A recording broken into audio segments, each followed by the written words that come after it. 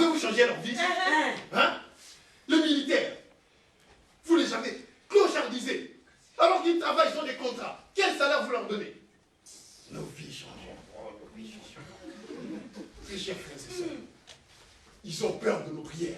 Parce que ces gens font partie des groupes occultes. Oui, tous nos chefs là. Ils ont ouvert la porte à l'alcool. Chaque matin, midi et soir à la télévision, pub d'alcool, pub d'alcool. Ils ont ouvert la porte à la cocaïne pour que nous puissions tomber dans la dépression. Nous puissions perdre l'espoir pour nous suicider. Mais grâce à la foi en Christ, nous t'aimons. Et c'est ce que les gêne. Oui, c'est pour ça qu'ils veulent fermer les églises. Sorcier. Et puis, paresseux, nous n'avons jamais essayé. Jamais. Ne savez-vous pas que pendant la colonisation, il fallait travailler 3 années de suite pour avoir droit à 2 mois de congé? Est-ce qu'il essaie maintenant? Et quel travail! Nous avons connu des travaux harassants. En échange, des salaires qui ne nous permettaient ni de manger à notre faim, ni de nous habiller décemment, ni même d'élever nos enfants comme des êtres chers. Vraiment? Malgré cela, nous travaillons. Aujourd'hui, la majorité de la population est soit cultivatrice ou vendeuse. Les vendeurs commencent à quelle heure?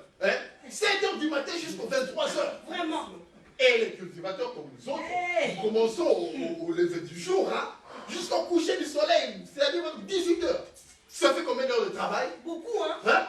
Et vous nous traitez de paresseux.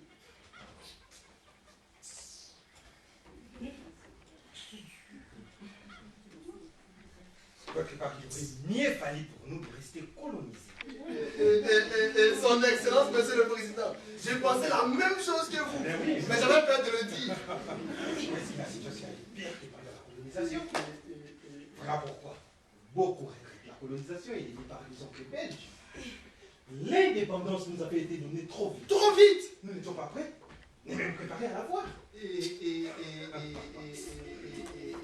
Nous avons trop vite chassé les oncles belges. Ils doivent revenir prendre la tête et puis nous la queue. Nous ne sommes pas préparés à quoi? À ne plus connaître des ironies, des insultes, des coups que nous devions subir matin, midi et soir parce que nous étions des nègres. À ne plus connaître des fusillades, des cachots, des viols, des mains coupées. C'était ça la colonisation. C'est vraiment triste d'entendre les prétendus dignes fils de ce pays tenir de tels discours.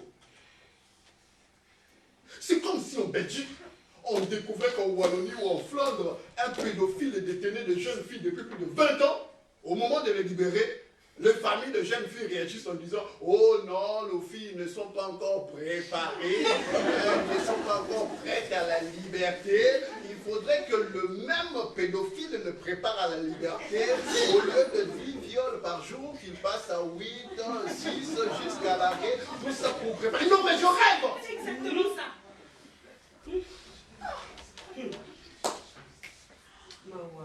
Comme si la colonisation était une bonne chose qu'on aurait pu encore prolonger de quelques décennies. Vraiment, Cocolo, c'est vraiment Tout comme l'esclavage, la colonisation était une très mauvaise chose à laquelle il fallait mettre fin sans tarder. Sans tarder, mon cher. Sans tarder. Moi aussi, il y a une chose que je regrette, c'est le fait que nous avions été colonisés. Mais tu n'es pas les seuls. Moi aussi, Cocolo.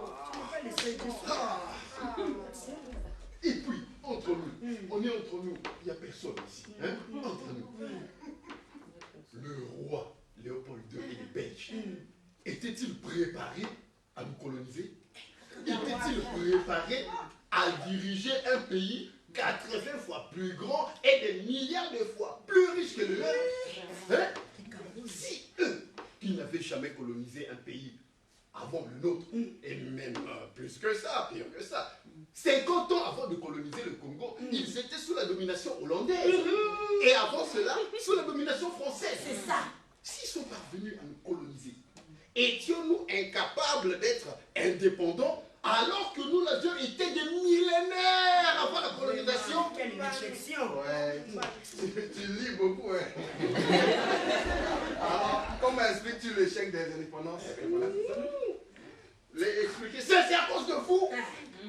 Il fait semblant. Vous là, vous nos frères, vous des les élites compradors.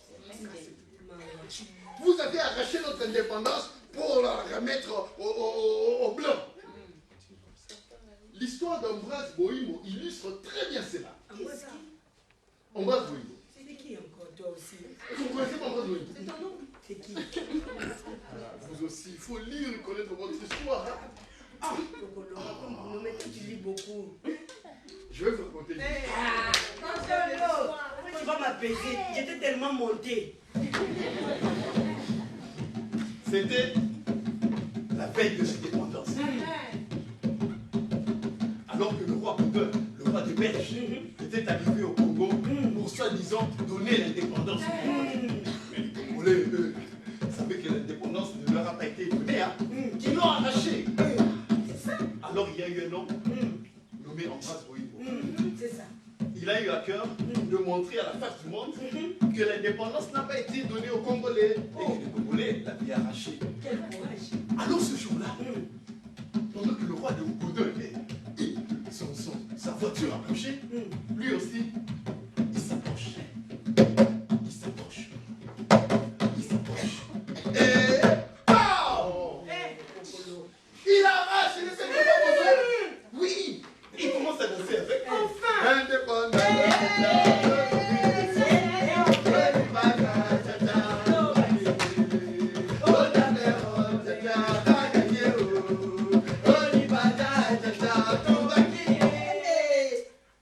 Quoi encore, papa?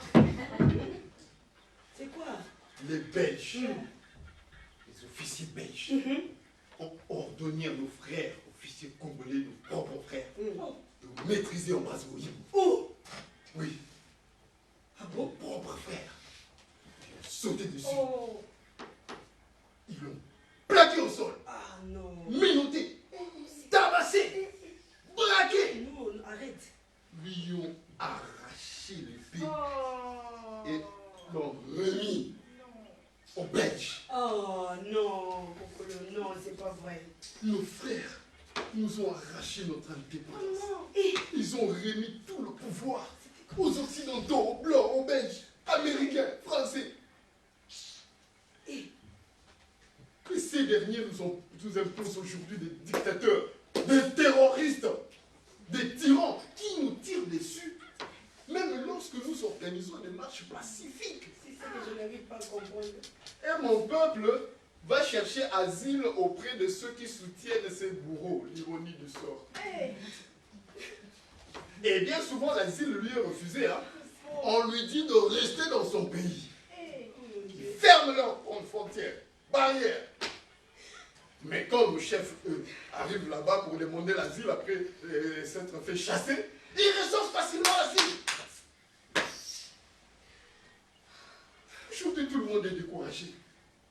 Même les jeunes se découragent.